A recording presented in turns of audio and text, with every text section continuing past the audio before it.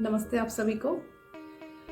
आज की वीडियो पापमोचनी एकादशी के बारे में, और ये एकादशी कब शुरू हो रही है, क्या इसकी व्रत कथा है और हमें क्या करना है, आइए इसके बारे में बात करते हैं। तो ये पापमोचनी एकादशी अप्रैल 4, 2024 में शाम को 4:14 से शुरू होकर 5 अप्रैल 2024 दोपहर 1:28 पर समाप्त हो जाएगी। ठीक है, लेकिन उदया तिथि 5 तारीख की आ रही है, तो एकादशी का व्रत कब किया जाएगा? 5 तारीख को किया जाएगा। ठीक है, और बाकी हमें क्या करना होता है, किसका सिमरन करना होता है? श्री हरि विष्णु जी का सिमरन करना होता है। और क्या करना होता है? उपवास करना होता है। अब जैसे कि इसका नाम है, नाम क्या है? पाप मोचनी। तो इससे आपको थोड़ा सा तो अंदाजा लग ही रहा होगा।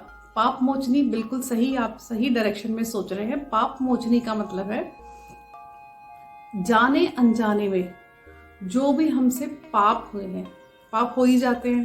पाप क्या है? किसी की बुराई कर दी, किसी के लिए अच्छा नहीं किया, तो कई बार हम ना चाहते हुए भी, कई बार चींटी पे चल रहे हैं, चींटियां हमसे पैरों के नीचे कुचल के मर रही हैं।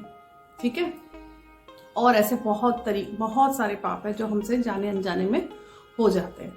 तो उसके लिए हम पाप मोचनी एकादशी वाले दिन उपवास करें, या उपवास नहीं होता है तो विष्णु जी का ध्यान करके अपने पापों का प्रायश्चित कर सकते हैं, और उससे हमें पापों से मुक्ति मिल जाएगी।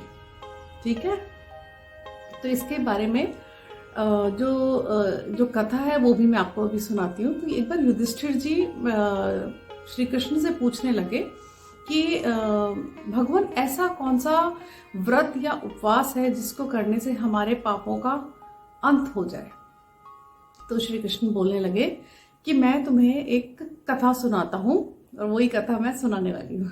मैं एक कथा सुनाता हूँ जिसमें एक ऋषि हुआ करते थे, मेधावी ऋषि, जो कि शिव जी के बहुत बड़े भक्त थे, और अपनी तपस्या में वो बैठे हुए थे।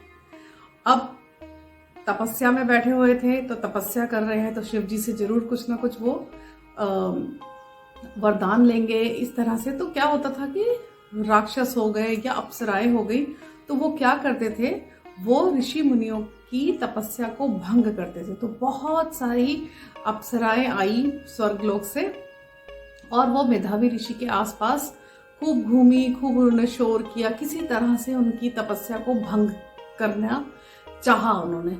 तो जितना वो भरसक प्रयास कर सकती थी उन्होंने किया, लेकिन ऐसा कुछ नहीं हुआ। फिर एक अप्सरा थी, मंजू घोषा। उसने बोला कि मैं भी एक बार जरूर कोशिश करूंगी ऋषि मेधावी की तपस्या भंग करने की। उसने क्या किया, वो ऋषि के आसपास न जाकर वो थोड़ा सा दूर बैठ गई और एक वीणा बजाने लगी। और वीणा जो बजा रही थी वो इतनी मधुर थी, क्योंकि जब आप तपस्या में बैठे थे कानों से तो सुनाई दे रहा था।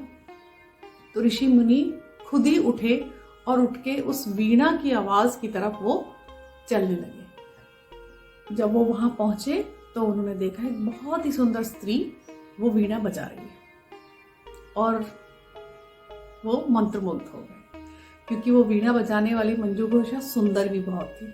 तो उसके साथ वो रमण करने लगे, इधर उधर घूमने लगे, चलने लगे। ऐसे करते करते वो भूल गए कि वो एक तपस्या कर रहे थे, और अपना जो उनका काम था उसे भूल के, और वो मंत्रमुग्ध हो गए मंजू घोषा की सुंदरता, और उसके साथ घूमने लगे, इसके साथ रहने लगे। ऐसे रहते रहते काफी समय बीत गया। तो मंजू घोषा एक दिन बोलने लगी कि ऋषि मुनि, अब मुझे आप आज्ञा दीजिए, मैं अब जाना चाहती हूँ अपने स्वर्गलोक में। तो ऋषि मुनि बोलने लगे कि तुम थोड़ा और रुक जाओ। तो वो बोलने लगे कि मुझे आपके साथ रहते हुए 57 वर्ष हो चुके हैं, अब मैं जाना चाहती हूँ। जब मंजू घोषा ने 57 वर्ष कहा, तब ऋषि मेधावी को एकदम एहसास हुआ कि मैंने अपना जो ध्येय था, जो लक्ष्य था, मैं तपस्या कर रहा था, वो मैं इस स्त्री के मोह में पड़ के भूल गया। और वो क्रोधित हो गए, गुस्सा हो गए बहुत ज्यादा, और उन्होंने गुस्से में होकर मंजू घोषा को श्राप दे दिया कि जा तू पिशाचनी बन जा, पिशाच योनि में रहेगी। और मंजू घोषा ने बड़ी विनम्रता के साथ माफ़ी मांगते हुए कहा कि हे ऋषि मुनि, मुझे क्षमा दो। तो मैंने आपके साथ इतने वर्ष गुजारे हैं, मुझे आप क्षमा कीजिए।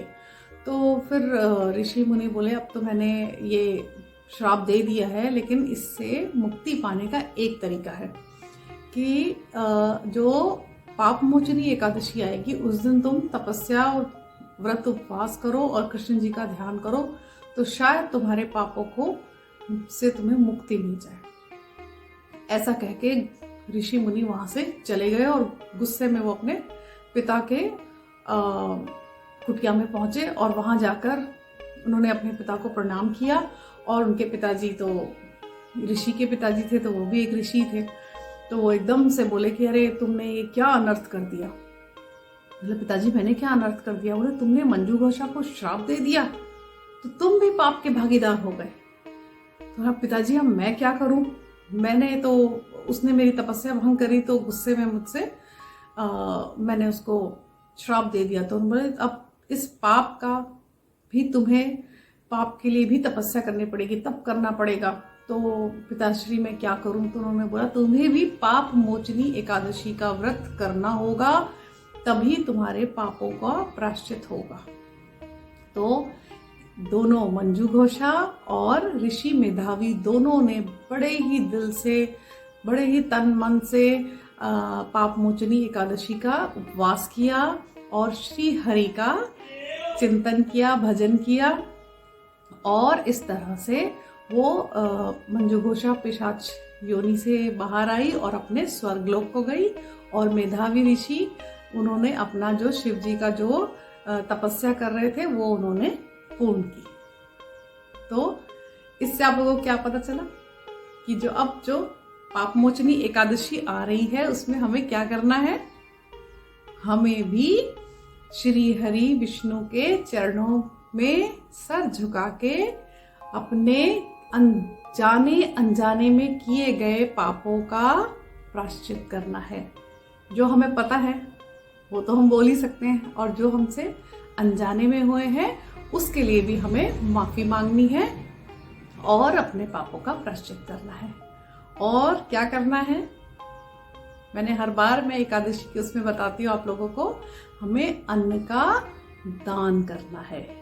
हमें अन्न का दान करना है और श्री हरि का ध्यान करना है। और हम श्री हरि का ध्यान कैसे करेंगे? श्रीमन नारायण नारायण नारायण, श्रीमन नारायण नारायण